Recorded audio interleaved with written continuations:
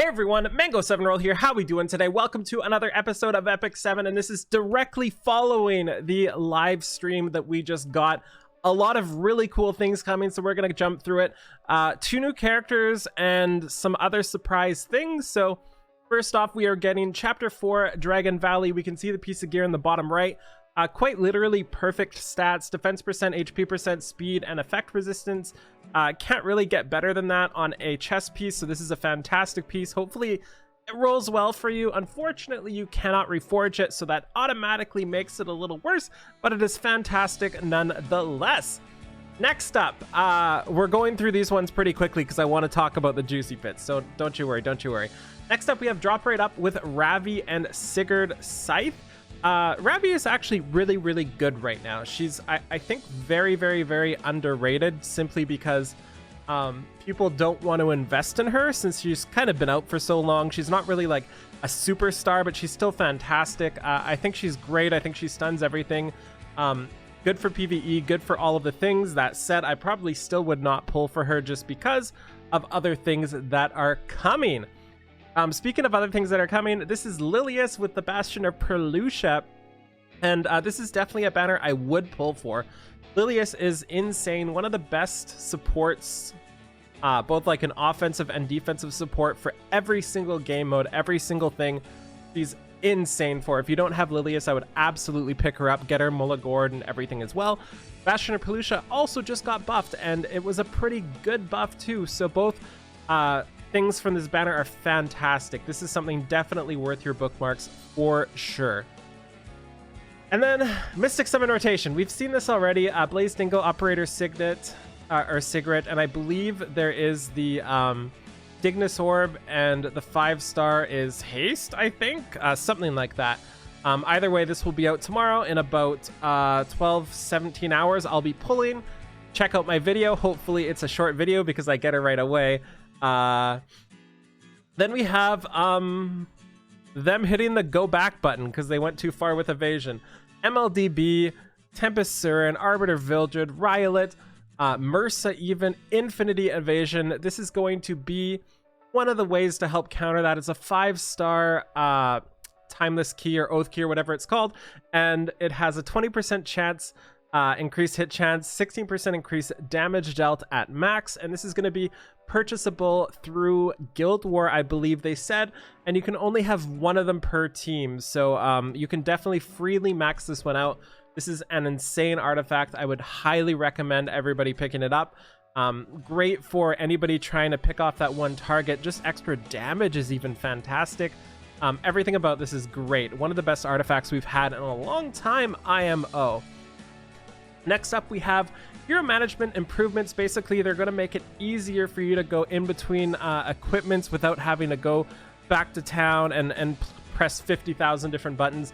Really good change. Not much to say about this, but they're slowly making the amount of clicks it takes just slightly better.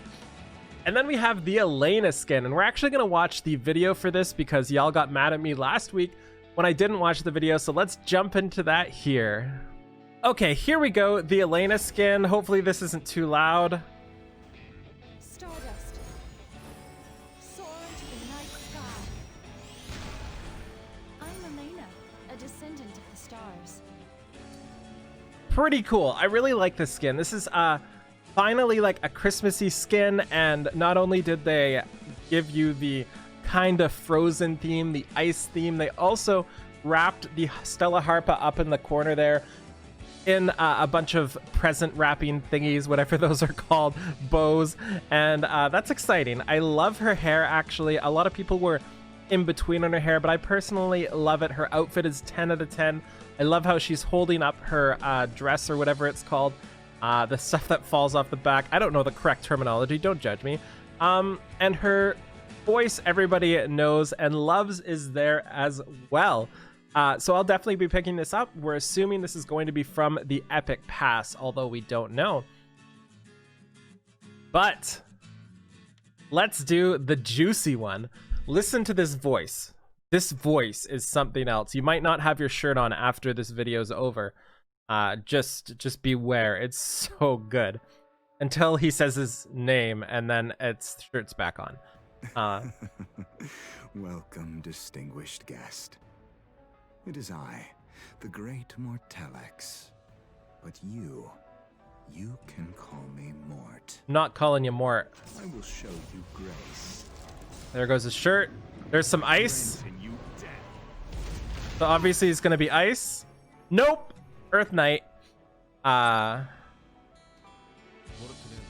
Yeah, so he's an Earth Knight.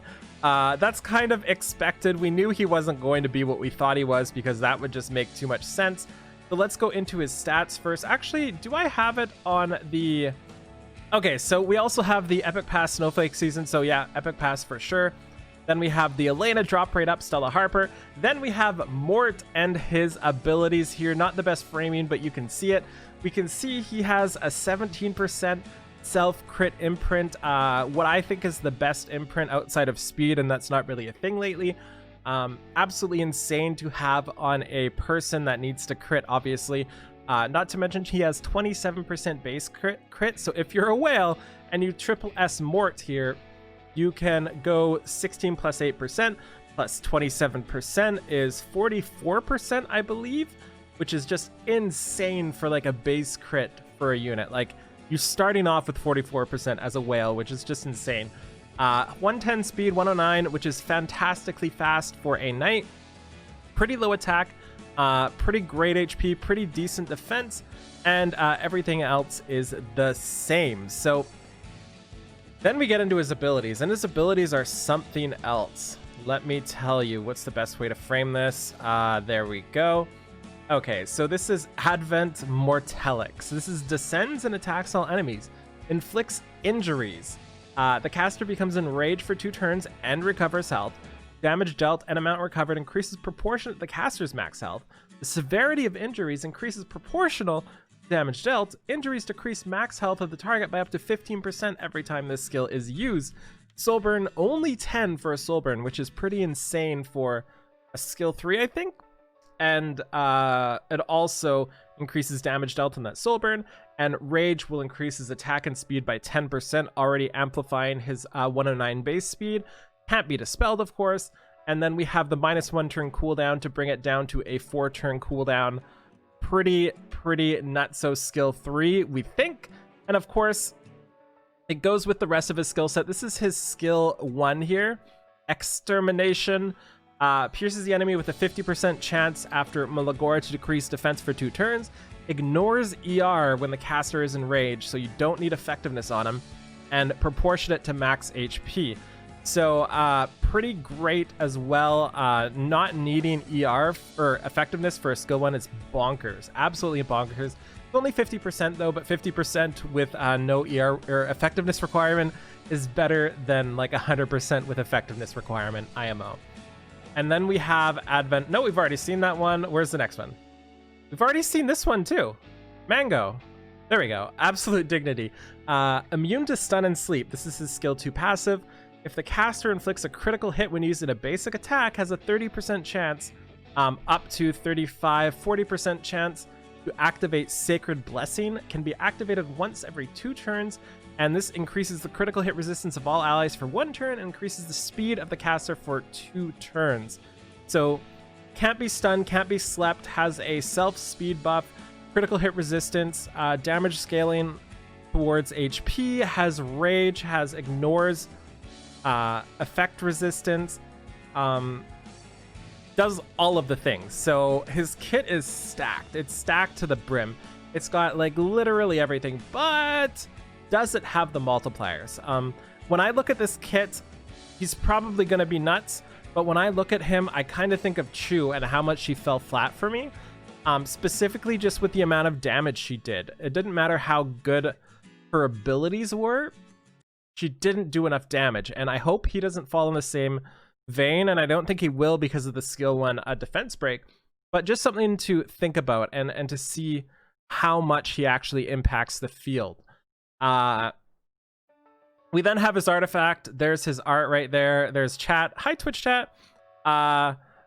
Ancient Dragon's Legacy, and this increases the critical hit chance. Sorry for my bad framing. Increases critical hit chance by 15%. So we already talked about him having a 44% chance to crit base. This goes up to 59% with this artifact base before you have any gear on. And after the caster uses a non-attack skill, has a 100% chance to increase critical hit damage for 2 turns. So one thing to note is his skill 2, his passive, that has that activated ability, it counts as a non-attack skill. So you'll be able to buff yourself with increased critical hit damage basically 100% of the time. So pretty nuts, but it also is a night artifact, and night artifacts are insane. So this is going to be one we'll have to test out, and this is after a basic attack, or after a non-attack skill, right? So combine that with absolute dignity here. You have to use a basic attack.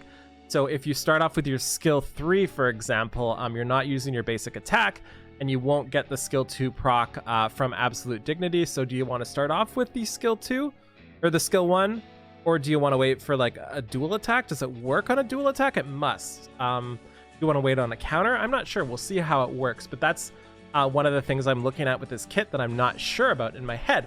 We then have Ancient Dragon's Legacy and Mort as the drop rate up. Not limited, which means there's a very good chance we have a limited coming soon. And they did say that the new Tenebria is a character, it is not a skin, and that will be coming this month. So it's 100% coming in December, 100% a character. We don't know if limited, but we can kind of assume it will be. And his side story with Alencia as a bonus as well. So that is all of the things they showed us. I want to take a look at one more thing before we go. Also, as a side note, they did a couple Q&A things answered.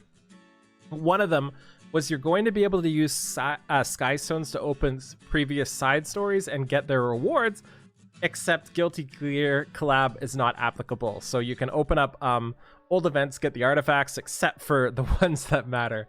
Also, there will be more buff events coming ASAP, I believe. Stay tuned. And they confirmed again that Pixiv is coming soon with the Tenebria character, and it is confirmed a hero. One last thing we go, let's take a look at Mort's VA, because his voice is angelic. Okay, so we're sitting at Ben Lepley, the voice of Mort's IMDb here. I'm not actually sure what he voices, but I feel like I've heard his voice a lot. He's in Sword Art Online, he's in FF7 Remake, just random stuff, in a bit of One Punch Man, in some Yakuza Like a Dragon, 13 Sentinels, Carol and Tuesday, an amazing show. If you haven't seen Carol and Tuesday, I recommend watching it.